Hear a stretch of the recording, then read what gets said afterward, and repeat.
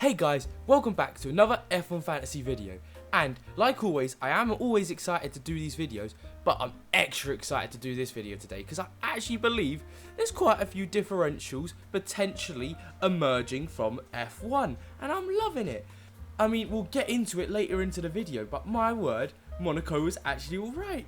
But hey, of course, in this video, as per usual, going through the good, bad driver list, I'm going to do a new honorary and dishonorary results, just going through my main key points going out of Monaco of who did well and like who did bad, so who you should look out to drop or put in. I'll then be talking about chips and when to use them, or if you should have used them already, and may go over my no negative, which just so happens to work out, but not for the reason I thought it would work out. I'll tell you later why. I'll then show you how my team did. I was pretty happy considering it was a hard race result to get quite a few points out of because Monaco there's no overtakes realistically. Then I'll talk about if I'm going to be making any changes to my team, and then I'll look at my placement globally and in my league. So as per usual, like and subscribe, follow my YouTube, follow my Twitter, follow my league. Love you all so much. Let's get straight into this. So first off, as per usual, because we're going through season points top to bottom, we start off with Max Verstappen. Now, he did relatively well, 35 points, but the reason I say relatively well, and because we all know how F1 Fantasy works, and I believe they need to change this, is because look at his result. Race position first, 25 points. Qualifying position first, 10 points. 35 points. Like, it looks like he hasn't had a good result purely because he's been so much better than everyone else. He's been in a league of his own, so he's had no positions to overtake. He didn't even get driver of the day, because how'd you get driver of the day if you're just in the same position all day? So it's annoying, to be fair, that he only got 35 points, but this is why I bang on about not using your extra DRS on a normal race weekend. It has to be a sprint race weekend or has to be a penalty involved, but not at Monaco, because we saw what happened to the next driver on the list, who is Sergio Perez. 47% picked, 215 points this season, 10 points in Monaco. Now he started at the bottom, so getting 10 points is pretty decent at Monaco. But this is what I mean. In any other race weekend, he would have probably come second, got you about 70 points, and he would have been your driver of the day, probably fastest lap. Yeah, he didn't come first, but it would have been better F1 fantasy-wise. So just remember that going into further races. Fernando Alonso, 82% picked. He's gone up 0.2 mil. Not surprised by that because he's basically now picked by everyone who plays the bloody game. Like, what? Let's do the maths. So there's about 2 million people playing this. 10%, 200,000. So that is 200 times 8. 1.6 million people basically have Fernando Alonso. So yeah, you gotta have him in your team. Again, like Verstappen, he was so dominant in that second place, where he only got race position 18, qualifying position 9 points. Again, I believe this needs to be changed going into next season or in Spa, because it's just not right how Alonso can only get 27 points considering he was second best. He deserves more than that. He deserves around 50 points. So he needs to be in the team, of course, and I'm pretty sure everyone already has him in his team, so that's good to hear. Then we go on to Lewis Hamilton, who again, I believe could be becoming a differential. He's really picked up his socks a bit. Monaco 28 points, again, more points to Hamilton, who was dominant, purely because he qualified 6th and got fastest lap. So obviously the fastest lap, I'm not that fussed on because he deserves that then. But yeah, in any other race weekend, it would have been because of race position gains, and that needs to stop. But 23.9 million, he's still too expensive for me, but a good driver nonetheless. Potential differential inbound, question mark. At least if you're playing Limitless, definitely worth bringing him in. To my boy, George Russell. 20% picked, 18.6 million. I think it's the same as Hamilton, where wouldn't pick him yet, but if you're using Limitless or a chip that allows you to bring in Russell, probably bring him in. But I'd keep an eye on him, because if those upgrades start coming in clutch for Mercedes, then they could be a really good option, especially Russell, to get rid of if Perez, you know, because Perez is every now and then doing not that great, but realistically only if Perez drops off the pace and Mercedes pick up the car a bit. But I don't see that happening for the next few races. So George Russell still a differential, but wouldn't be on my first team just yet. Then we get on to Carlos Sainz. Again, 6 points, not a race weekend. We all know what happened with Ferrari in the pit stops. Typical Ferrari, too expensive, not worth it. Mercedes have now overtaken Ferrari in my F1 fantasy lists. Now Ferrari are the ones you want to steer clear of. don't go and get Carlos Sainz. Then Pierre Gasly, like I said last race weekend, I have to admit that he's doing well now. He did pretty good, 10 points in Monaco, purely because he just stayed where he was the whole race practically. Qualified 7th, race finished 7th, nothing out of the blue. So is it now time to get rid of Stroll for Gasly? I still believe no, because again, it's Monaco, and Stroll being shit in qualifying actually helps you out because you know he'll gain positions. But in Monaco, that's just not the case, so it's just kind of unlucky for this race weekend. So Pierre Gasly, yes, I would still have him in my team if you could afford him. If not, it's Lance Stroll. Then on to Charles Leclerc, steer clear of him. Only 16 points in Monaco, 21.2 million, too expensive. He is now worse than picking Hamilton or Russell. So Esteban Ocon, Esti Bestie. Oh my God, I'm going to show the clip. Esti Bestie's on the podium, baby! I get why people are calling it cringe, but it did make me chuckle a little bit. 32 points in Monaco, we all know why. Driver of the day, race position 3rd, qualified 4th. Great race weekend for him. Again, I still think he's a bit too expensive for what he's getting you, because if we look at his results, 8 points, 7 points, 2 points, 32 points is a massive outlier on his results, so just take that with a pinch of salt. But at the same time, looking like a potential differential if you have the funds, if you went for like a Sargent or a Hulkenberg. Then on to Guan Yu Zhou, my boy never lets me down. I thought about replacing him after Miami, but he's proven me right in Monaco by, again, it's weird in F1 Fantasy how, because of how it works, I saw Tsunoda qualify like, what, 9th or something? And then Zhou qualified 19th, and I was actually more excited about Zhou qualifying 19th because that meant race position 13, he gained so many points for getting overtakes, and that's exactly what happened. He got more points than fucking Gasly, who qualified and finished 7th. Make it make sense, F1 Fantasy. But yeah, Zhou I'm definitely keeping now. There's no chance I'd be changing to Tsunoda. Although, again, I could be flipping back to Tsunoda bringing in next race weekend. We just never know.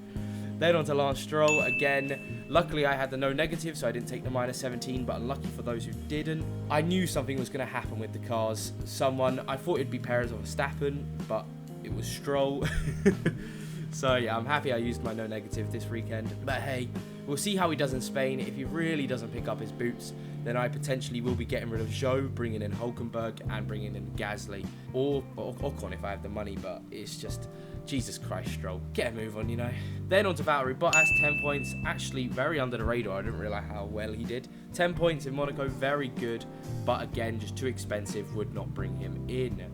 Then we get on to Lando Norris, 11 million. Again, he actually had a good race weekend in terms of points for McLaren, but because it was very like 10th to 9th Monaco style, not many points in F1 Fantasy, steer clear of him, too expensive. Nico Hulkenberg, again, another differential, purely because he's 3.9 million. He's getting you decent points. He's now actually got you more points than Tsunoda would have had if you had him. And it would have also meant potentially you could have brought in Gasly, who was doing better than Stroll now. So yeah, I would have Hulkenberg in my team if you wanted Gasly. To Tsunoda, I still think he's a good option. He just had an unlucky race. This is what normally happens with cars when they qualify good, because they just lose positions to the Strolls, the Perez. Obviously, this didn't happen this weekend, but he still got unlucky and lost loads of positions. So Tsunoda, I'd still have as a differential, but I would have Zhou over Tsunoda. Then on to Magnussen, minus 19. Should call him Krasmussen, because Jesus Christ, he was terrible this race weekend. I'm not bringing him in, too expensive. 22 points this season, not good enough for 6.4 million. Piastri, 6.6 million, again, too expensive. 19 points, not worth it. Nick De Vries, that's his second 0-pointer, although I think he actually had a pretty decent race. Qualifying 12th, race position 12th. It was his best position, I think, this whole season, so potentially saving his seat, but I still think he has to do a bit more. But purely because Tsunoda did so bad this weekend. Sargent, minus 1 points. Steer clear of him. Even on the 3.5 million, I don't think it's worth bringing him in anymore. He just doesn't get you any points. He'll probably get you minus points more, so it's actually detrimental to you. Then Albon, a minus 18 points. Same thing, too expensive. The Williams, for some reason, it's actually got a decent qualifying pace, but then just gets eaten up in the races. This didn't happen in Monaco, but it's been happening everywhere else, and just do not bring them in. Albon's too expensive for a Williams, but Sargent's just being shit. But let's get on to the constructors. Right, so Red Bull Racing, 539 points, 27.8 million. Yeah, have to have them in, like I've always said, considering Mercedes only have 281 points. It's a no-brainer. Red Bull Racing have to be in your squad. Now, this is where it gets interesting, because Mercedes and Ferrari, I wouldn't bring in, purely because their season points are pretty high, more than Aston Martin now because of Stroll's lack of performances, but it's still more worthy to have a Perez, Leclerc, Russell, Hamilton over having Mercedes, because that 40 points difference I don't think is enough considering how many points Perez gets you above any other driver. So it's not worth the extra 18 million going on a faster car. But because of how bad Aston Martin are doing, let's talk about Aston Martin versus Alpine. 142 points, Alpine are starting to rise up. I still think Alpine are the differential because they're 3 million more than Aston Martin, but if Stroll keeps on doing so badly, Alpine will catch up and it will be better to have a team of Alpine as your constructor. So keep an eye on Alpine, because also if they bring some upgrades, maybe they could be challenging for that spot of the constructor. But at the minute, I don't think that's the case. But like I said, keep your eye on them. Then, of course, we get on to the lower teams. Alfa Romeo, 84 points. Just not good enough. 22 points. Not worth the 6 million. McLaren, 8.9 million. Not worth it for 80 points. Haas, minus 13 in Monaco. Not worth that 5 million. Like, that's how you know they're bad, because even at the 5-6 million mark, they're not worth what you're getting. 40 points. But AlphaTauri, not good enough. And Williams, minus 9 points. Again, the only people to be on negative. So it's actually funny. If you had Williams in your team, it's actually just ruining your F1 fantasy, which is quite funny. But I would now like to get on to the honorary and dishonorary results. So first off, Ocon, 32 points. Did not see this coming. Congratulations, obviously his first podium of the season. And to be fair, Ocon, I don't like him, I don't dislike him. So it was nice to see someone else on the podium. I'm happy for him. Then of course, Guan Yu Zhou, well done to my boy. He never let me down. I don't know why I said I would maybe get rid of him. Never would get rid of him. He's my boy. He's the GOAT. Love him to bits. And then, obviously, I already talked about Alpine looking like a good differential. But then the dishonorary mentions, oh, Stroll needs to pick his socks up because what the fuck is he doing? Like, geez, peeps, can he please just have a good race result? Like, when was the last time he was even in the bloody top 6? Like, that car is a podium contender. I'm seriously saying, if he doesn't pick up his socks and Aston Martin actually get better over the next year, his dad's got to think about this, because they could be in the fight for constructors next season if they carry on this way, and you won't be winning it with Stroll in that car. Then, of course, we've got Magnussen, who crashed out, who I spoke about. Ferrari Masterclass in the pits, I've spoken about as well. Williams in the minuses, terrible from them, and Albon's still in the minuses as well. So I believe that covers the drivers, the constructors, the honorary and dishonorary results. So now, let's get on to my chips used, or what I'll be using, when I'll be using them, and let's get on to that, baby. So, as you all know, if you've watched my video last week, I was using the no negative chip. That actually worked out this weekend because of Stroll getting a minus 17. I actually saved myself 17 points. So obviously that means I can't use it for the rest of the season, and I know it would have been more wise to use it on a sprint race weekend, but I believe I've got so many other chips like Limitless, DRS that I want to use on the sprint race weekends that I think no negative wasn't at the top of my priority. But realistically, I'm going to be using extra DRS unless there's penalties coming up for Spain in Austria, as that's the next sprint race weekend, and I kind of want to use it soon because I feel like when's it gonna be a better time? You're always gonna question yourself if it's worth using it then or then. And obviously penalties come in and out, so it's just a guess of when it's gonna happen. I do want to talk about someone I saw on my league. I will show their team and I will give you a shout out when I look at the league, but I remember I saw him do his final mix, which saved him Perez points. Of course, he still got a Stroll DNF, but you didn't know that was gonna happen. So I thought that was really good, and I feel like that is where you'd want to use it, where say it's a hard track to overtake, you know they're not going to get any points, or maybe they're just not looking good that race weekend and you can, you know, do the final little mix up. So yeah, I think that's the chips I'll be using soon. I won't be using my wildcard or Limitless yet, purely because wildcard, there's no one I really need to bring in apart from the 5th driver, maybe potentially changing or Stroll for Gasly, and I could do that with my free transfers because I haven't made many yet. And then also all of the other ones I'll be saving for more sprint race weekends. That's basically the system. Sprint race weekend or penalty, use your chips. So then after that, let's have a look at how my team stands. So in this result, I got 196 points. Extra DRS on Verstappen worked out. Fernando Alonso obviously got me points, Zhou 11 points, Perez 10 points, Red Bull Racing 63, Aston Martin 15. So Aston Martin was actually a good shout, but it's still better than anyone else. If I had Alpine, it would have been better, of course, but who would have known coming into this race result that Alpine was going to be that good? So I'm very happy with it, considering it was just a low-scoring race result for everyone, because it's Monaco. And obviously, I would have got 179 points if not for my no negative. So thank you very much. That means it puts me up to the top 200,000 in the league, top 191,000.